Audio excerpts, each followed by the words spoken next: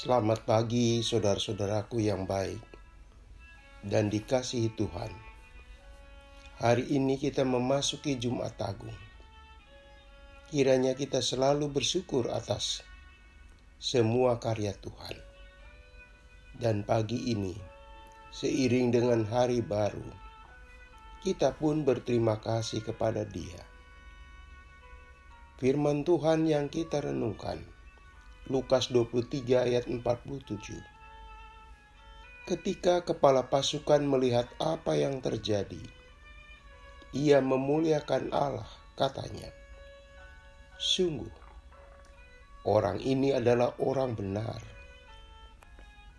Saudaraku, ada sebuah pepatah mengatakan, sepintar-pintarnya bangkai ditutup, baunya tercium juga. Artinya, sebuah kejahatan tidak mungkin selamanya ditutupi. Suatu saat akan terungkap juga. Dalam peristiwa penyaliban, seberat apapun tuduhan dan semenderita apapun yang dijalani Yesus, kebenarannya tersingkap juga. Kebenaran tidak dapat ditutupi. Yesus menjalani penderitaannya, mengalami bentuk kekerasan fisik yang brutal, kesakitan dari ujung kaki hingga kepala, dari bawah sampai atas, kaki yang dipaku dan kepala yang ditusuk mahkota duri adalah penderitaan yang paling ekstrim. Saat haus pun, yang diminumnya anggur asam, bukannya melegakan rasa haus, malah menambah rasa sakitnya. Saudaraku, penderitaan itu meliputi fisik, tapi juga Yesus menanggung penderitaan psikis.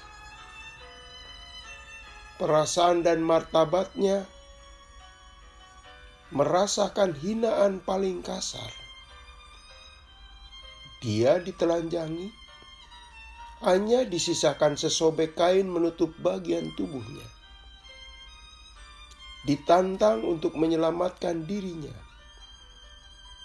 Demikian juga ada kata INRI, ditaruh oleh Pontius Pilatus di atas kepalanya sebagai olok-olok. Sungguh, penderitaan itu supaya membenarkan bahwa dia benar-benar seorang penjahat. Apakah fakta yang terjadi di mata Injil Lukas?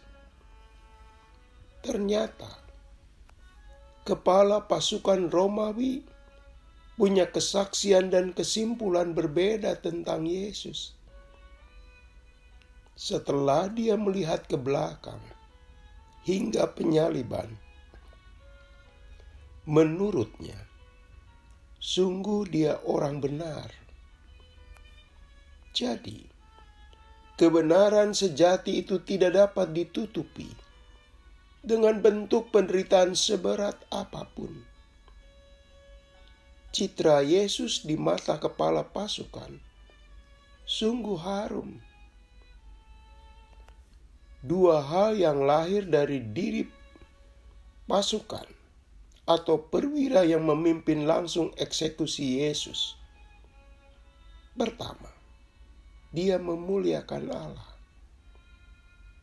Dan kedua, ia membuat pengakuan, sungguh dia adalah orang baik. Pengakuan tersebut mengantar kematian Yesus. Seiring kematian Yesus, lahirlah pengakuan dan kesimpulan jujur tentang Allah dan Yesus. Saudaraku, kebenaran membuktikan sendiri. Kini pun, hinaan terhadap salib dan penderitaan Yesus tidak berhenti. Para pembenci Yesus dengan berbagai bahasa hendak merendahkan martabat Yesus dan menistakan arti salib. Kita, orang Kristen, tidak perlu membela salib dan tidak perlu juga berdarah-darah meyakinkan para penista dan pencemooh tentang arti Yesus dan salib. Tidak perlu mengangkat tinju, apalagi senjata. Lebih baik kita berdoa agar mereka kelak seperti kepala pasukan itu. Mereka menemukan kebenaran yang sejati dan hakiki. Kita juga melihat orang banyak pada awalnya hati mereka penuh permusuhan. Kemudian terjadi perubahan, memukul-mukul diri. Tandanya, mereka menyesal atas kekeliruan yang telah mereka lakukan. Marilah kita menghayati ungkapan perwira Romawi itu. Kita berdoa, ya Allah, kebenaran karya salib yang dijalani Yesus kiranya menyingkapkan mata batin orang yang dipenuhi kebencian atas karya-Mu. Dalam nama Tuhan Yesus kami berdoa. Amin. Selamat pagi saudaraku. Selamat merayakan Jumat Agung. Bersama Pendeta Emeritus Supriyatno, Tuhan memberkati.